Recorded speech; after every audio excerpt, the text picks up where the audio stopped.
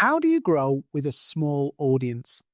If you go spend any amount of time on social media, you will see people telling you, I can teach you how to get 10,000 followers, millions of impressions, all of this stuff. And it's all nice and we want it. But the reality is, most of us want to convert and win clients with a small audience. And that's what we're going to be looking at today. How do you do that so that you don't get sucked into this rat race of more followers, more engagement, hoping at the end of this cycle, which never ends, by the way, you always need more, that you will get clients. So I want to flip this on its head and go, hang on a minute. Let's say I've got 500 followers. How do I convert clients with 500 followers? And that's what we're going to talk about today. So stay tuned. I'm going to break down, here's how I did it. Here's how I did it on Instagram. Even though my Instagram is, by any standards, not, big, I'm getting leads, conversations, clients out of Instagram with 2,000-ish followers, something like that. So not many. So here's the fundamental thing to begin with.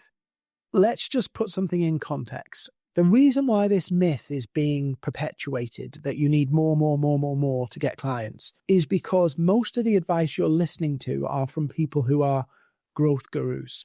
So they're growth gurus. They teach you how to grow on Instagram, grow on LinkedIn, grow on TikTok. Growth is the end goal. And they're selling you a course or a program or whatever to help you get growth. The implication, which is not guaranteed or not even,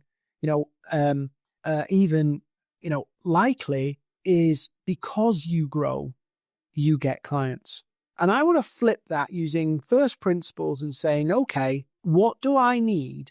What do you need to get clients from a tiny audience, 500 people? So I'm going to break this down and explain each point and why. So let's say you've got 500 people in your network, in your email list. The first thing you have to do is understand one problem they have that's painful enough that they want a solution. One, not 10, not one all-encompassing problem that solves about 20 different problems, one very specific thing.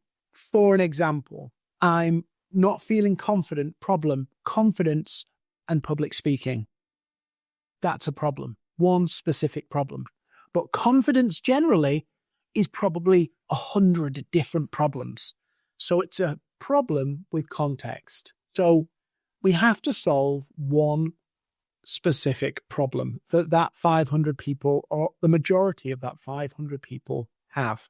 Then out of that 500 people, because obviously confidence in public speaking, if you've got a load of 500 people who want public speaking, your offer is going to be really clear for them. And if they've got a public speaking gig coming up and they're not feeling confident, they're going to need you. So you need to define an offer that will help those 500 people who are not feeling confident about public speaking. That simple. Offer. Then within that 500 people, you want to focus on a type of presentation they're doing and what's the consequence of that presentation. Because, doing a talk to 10 people, they might not spend £3,000 for a confidence coaching program for public speaking. But if they're doing high stakes pitches to large global corporations, guess what? They'll spend $3,000 like drop of a hat. So then we have to match our offer to an audience that will see it as really valuable. And how do you find an audience that sees it as really valuable? Very, very simple. The stakes of the problem have to be higher than the price. So one easy way to think about this, and I use this example all the time, is your price higher or lower than their price? So let's say we're doing confidence coaching for people who want public speaking and it's $3,000. I have to be pitching my service to people where the stakes, in other words, the win, is worth 30, 40 grand or more. So in other words, my price is seen in the context of their situation. And they go, it's not a lot of money. It's easy to pay off. Trying to sell a $3,000 thing to somebody where their best win from this is $3,000. They're gonna be either have very high expectations or very reluctant to part with the money. So you want to pick an audience out of that 500 that you've got where the stakes are high and they will see your price as small in comparison to theirs. Dead simple. So if I'm selling something for $10,000, I'm going to target people who are selling $100,000 things because the price will just be, it's tiny for them. Now, why would I do that? Because I want to make it as easy as possible to sell. Why would I define and solve one problem? Because it's easier to sell a solution to one problem than trying to sell a big, huge confidence program to people when if they just want confidence for public speaking, they'll go with the person who offers confidence for public speaking over the ultimate confidence workshop or the all-encompassing confidence. So I'm selling confidence for public speaking. I've decided to sell it to people who pitch global companies for six-figure deals. Out of those 500 people, they're the people I'm going to target. And I'm going to wrap all of my offer and all of my audience that I've chosen. I am going to wrap all of my content, everything I do around them. So if I can close out of 500 people, if I've got, 100 of them in there that are exactly the right people, I just have to work on converting 3 or 4 of those 100 people. And this is the strategy that most people miss. I call it ohms. So it's like the offer is defined on one specific problem. I pick a high value audience so that my value is a no-brainer. So their price is higher than my price. I then adapt my message, my profile, the works to align up with that. And then, let's say those 100 people, I need to build a system to convert from those 100 people within my network. Now, given it's 100 people, do I need to be posting every single day? And do I need to be tracking the success of my posts by how many likes and comments it got and whether it got over 1,000 impressions? There's only 100 people who matter to me. In my world of 500, there's 100 people who matter. So what am I going to do? What's the approach and the system I'm going to take to get and engage those 100 people to have a conversation? You see how suddenly this whole conversation about needing a big audience becomes almost a moot point. Because now I've got something highly defined and all I have to do is find a way to get to a conversation. All business is done through a conversation. If you're selling a 3,000 plus thing, people are not just going to go on your website, click and buy. They're going to want to have a conversation with you. They're going to ask questions. They're going to want to know more about it. So I've got to figure out what's my plan step by step to get those 100 people on a call. So let me give you some tips on this. And I've got an article on this on my website. It's called The 5 Predictable Paths to Winning Clients on LinkedIn. There's 5 different routes you can go. In this scenario, I would go with what's called hyper-personalized outreach. It's not heavily pushy, but you do some research on those 100 people. And I've done this with a client. So let me tell you about that in a moment. I've done this with a client. Research those people, engage with them for a while on LinkedIn, a couple of weeks, and then send them a unique, individualized video, spotting what they're doing and saying what you do and offering a conversation to talk more. And I did this with a client. They mapped it out to 147 people on LinkedIn. And they did that exact process and sent them a Loom individually.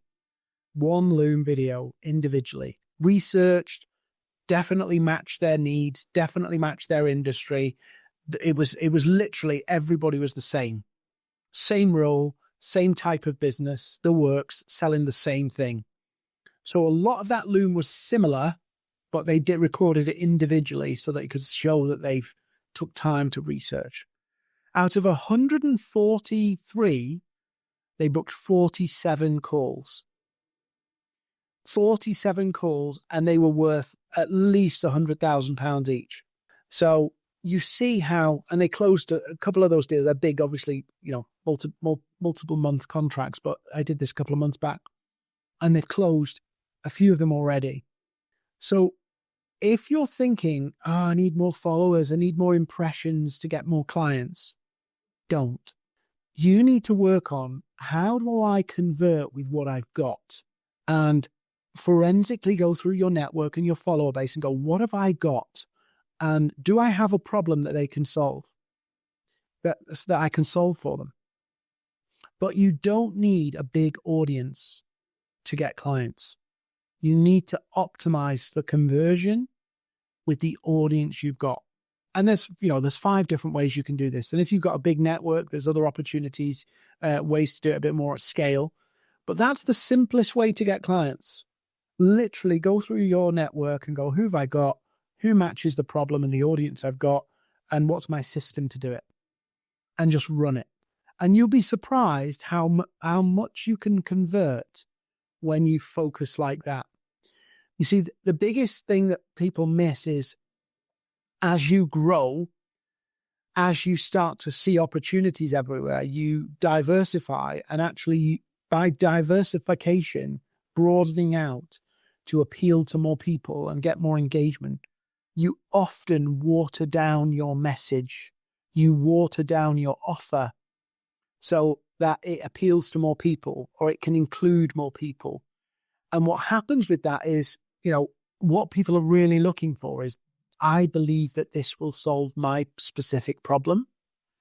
So this is the key really here, is that, if you don't want to chase that endless rat race of trying to need more and more engagement, you need to figure out, what is the problem that I can solve, that if I can build my network with exactly the right people, they will see they need me. And that becomes about getting specific, getting really drilled in and zeroed in on, what are you actually selling? Who will best benefit from that? How do I package that whole message, content, profile, everything, so it just speaks to them? And then what's my process, step by step, to convert from those 500 people?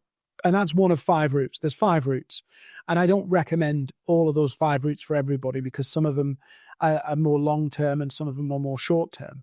But you can convert off a small audience really easily when you zero in and go, right, I'm going to help lawyers improve their confidence in courtrooms. Okay, I've got that. And I'm going to target newly qualified lawyers where they've got a job, they can afford 1,500 quid. Right, what's my process to do it? What's the step-by-step I'm going to do it? Dead simple. But if you spend any time on social media, all the gurus will be telling you more followers, more engagement, broaden out, when actually you don't need to. And fun fact, by the way, the bigger your audience is, the lower your engagement rate becomes. The bigger your audience becomes, the smaller your conversion rate. And this is a universal fact. Your conversion rate does not go up by growing. It actually shrinks. So how can you grow a small audience? How can you get clients with a small audience? Simple. Own system. Offer, high value audience, magnetic message, and a time-saving system. In 2025, don't wait to grow and hope that clients will come when you've grown.